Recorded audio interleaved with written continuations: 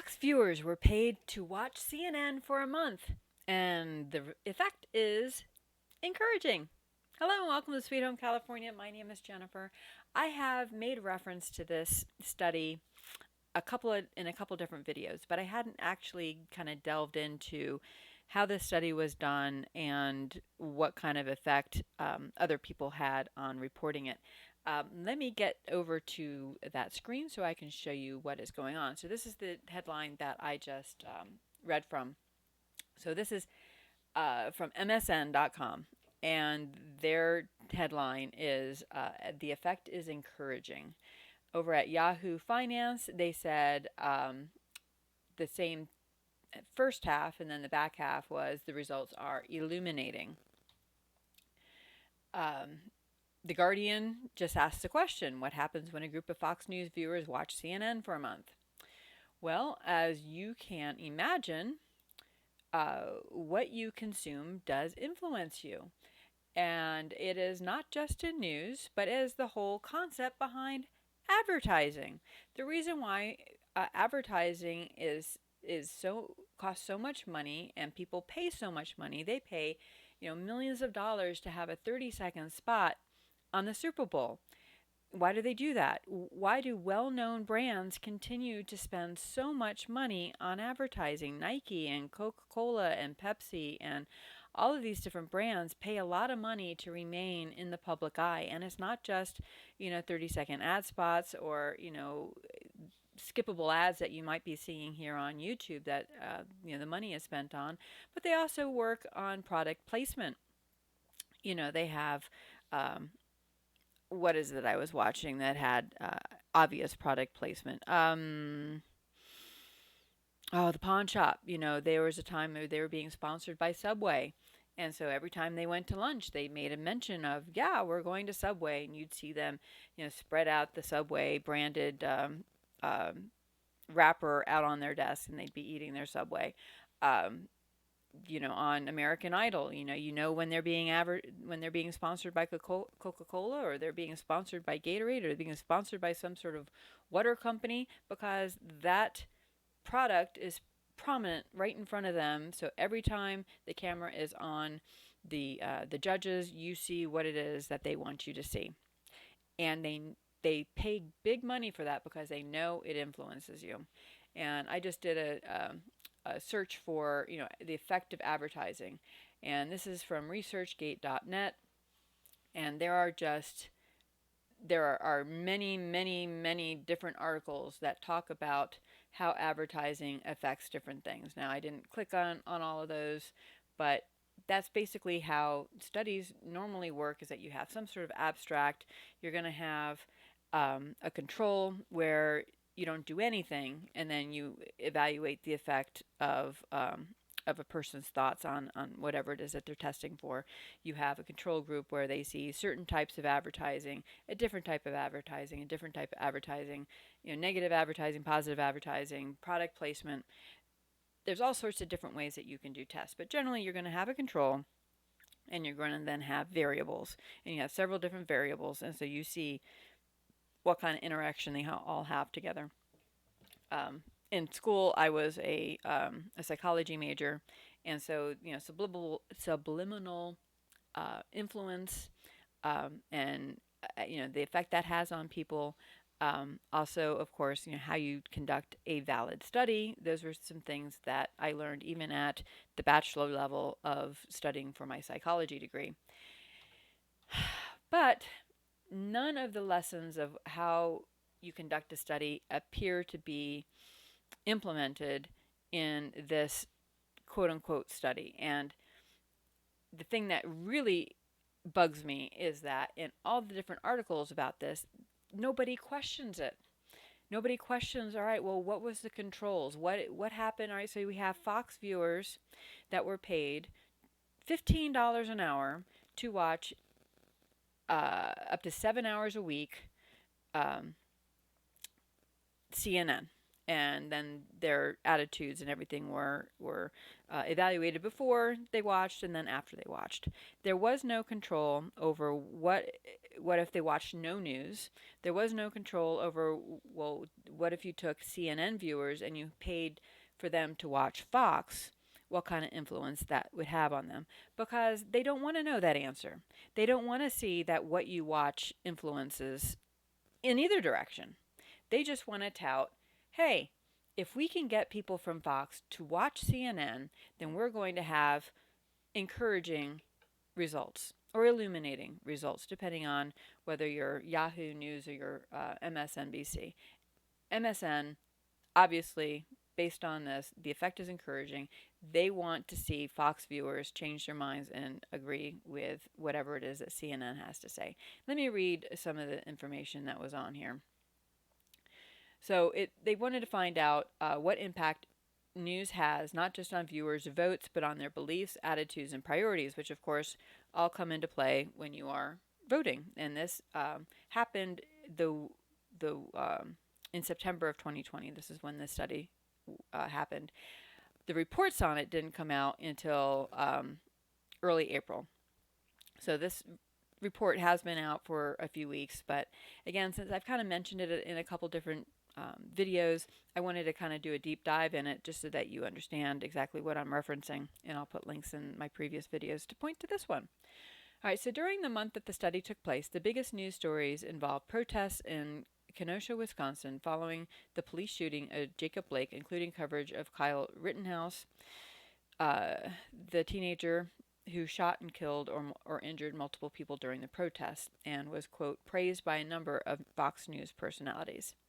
Compared with the Fox News watching control group, so they did have a control group, the viewers who switched, but they didn't have the opposite. They didn't have CNN watching Fox, at least not that I've seen reported on anywhere. And if that was actually part of the study, if you can find that for me and put, let me know in the comments, I would really appreciate it. But anyhow, compared to Fox News watching control group, the viewers who switched networks were, quote, less likely to agree with statements like, it is an overreaction, go out and protest in response to the police shooting of Jacob Blake. And if Joe Biden is elected president, we'll see many police get shot by Black Lives Matter activists. They're also less likely to believe that Democrats are happy when people shoot police officers, which is an actual thing Fox News tells its audience, according to this article. Now, I think it's very interesting that they mention about it supposedly indicating that it's false. The statement saying that if Joe Biden is elected president, we'll see many police get shot by Black Lives Matter activists. Well, I don't know if all these people who are shooting police officers are BLM activists, but between 2020 and 2022, we have seen a huge increase in the number of police officers who have been killed on the job. So CNN, apparently, they don't see that. But people on Fox would see that. So yes, it has an effect, but is the result that they know more truth or not more truth? CNN Group also saw a shift in their perception of crime in America. Fox News is constantly telling its audience that there is more crime in big cities than there used to be, and that walking through cities like New York or Portland felt like a war zone at the height of Black Lives Matter protests. People who switched to CNN for a month were less likely to believe those claims. Okay, I am a Fox News watcher, but I also watch a lot of other things. I watch Tim Pool. I watch Black Conservative Patriot, BCP. I watch, but granted, they're all conservatives, but I also I try and find what the statistics are.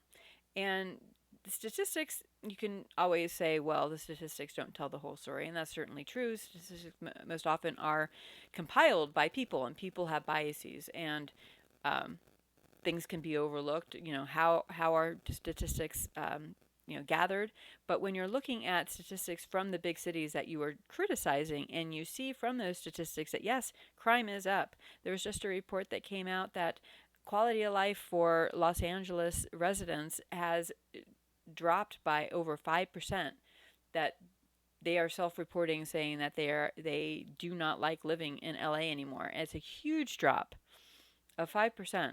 And the number one things that they're talking about, the reason for it is the high crime. I don't think most Los Angeles city residents are watching Fox News. I think they're much more likely to be on the left side of the political spectrum. So, again, yes, people who are watching CNN that are not involved in the big cities might be less likely to believe that there is high crime in these big cities. But then also, they are then shielded from the truth. They don't know what the actual truth is.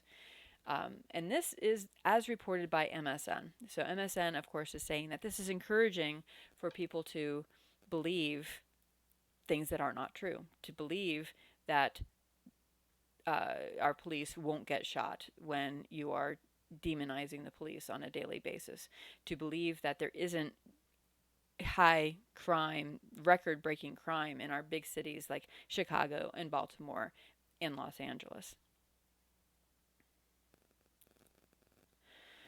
Additionally, by the end of the month, CNN viewers seemed to be more aware of Fox News bias, and were more likely to agree with the statement that if Donald Trump did something bad, Fox News would not cover it.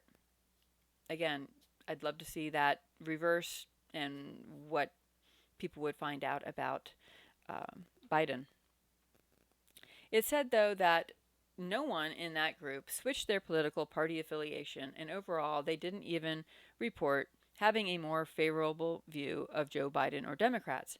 But these Trump loving Fox News devotees, in just 1 month, an incredibly short amount of time, this is actually in the news report, they believe that their experiment, quote, found that watching CNN instead of Fox News had significant impacts on viewer beliefs, attitudes, and evaluations. In other words, partisan media does not simply remind people of certain beliefs they already hold, they wrote. It leads viewers to learn about a biased set of facts which appears to have consequences for their attitudes. But they are just, oh my goodness, they're just so, got those blinders on so bad they don't see that, yes, CNN has its own biases. If you want to remove those biases, then the answer is to watch more. The answer isn't to censor one or to pay people to watch something. But this another article that I read on this just shows how important it is for for the left to advertise, on conservative media. And sure, that's true. If you want to get your point of view out there, then you're going to do that product placement. You're going to do advertising where they're going to be watching all of these things. Let me see what else I have. My tabs open here. So Yahoo has a slightly different slant on that. They talked more in detail about Judge Jackson and the Supreme Court nominee, and how terribly Fox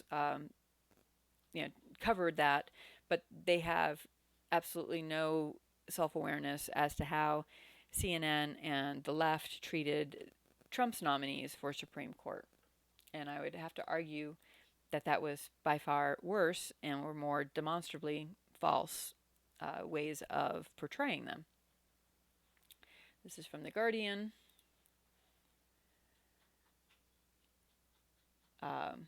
This is talking about other things that they changed their minds on, COVID, mail-in ballots, and more. And this is right before the 2020 election. They found that by watching these, CNN, that they were more in support of the party line on those different different aspects, COVID and mail-in ballots, interestingly. Oh, goodness. And then, I did some searches on how advertising works because, like it or not, our news companies have become advertising. They are advertising their points of view, and the way that they influence people, they're using the same tactics and techniques that advertisers use in commercials to get you to buy their product. I don't think there is any way that you can deny that. There was an example of the Sinclair um thing where Sinclair apparently owns like a gazillion different local news stations in many different markets and across many different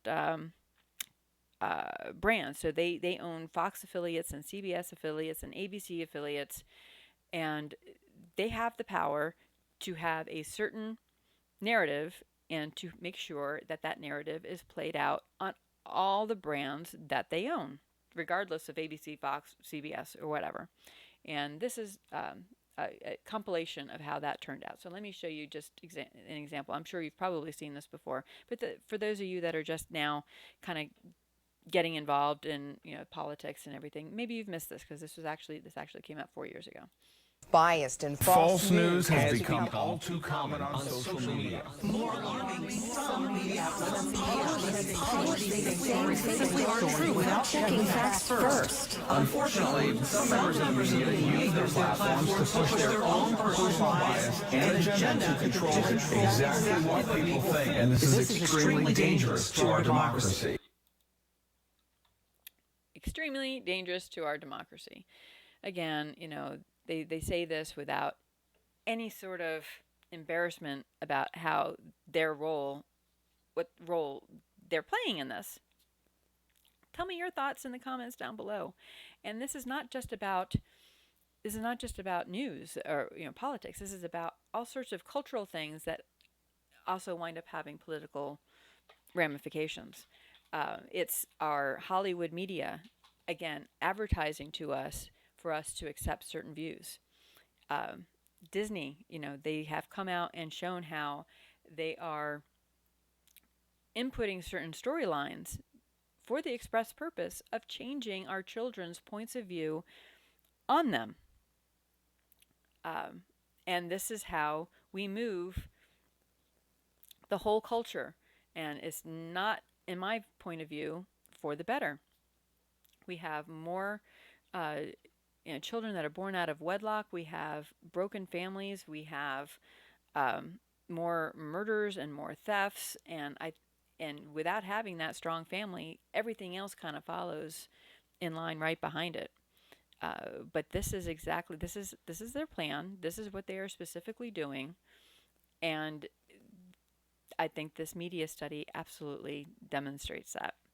So anyhow, I appreciate you watching because I think that the more people watch different points of view that are not scripted, that are not owned by one particular company, the better, the more likely we are to get at the truth, because we all have our biases. But when you flip the channels and you think you're getting a different point of view and it's paid for the same point of view that the ABC, the Fox, the CBS, they're all paid to say the same thing, you're not getting different points of view. When you have Twitter that bans a different point of view, then you're not getting different points of view. You're getting the same view. You're not getting at the truth. They are forbidding you from learning anything else because they believe it's not true, or they think that that point of view is dangerous.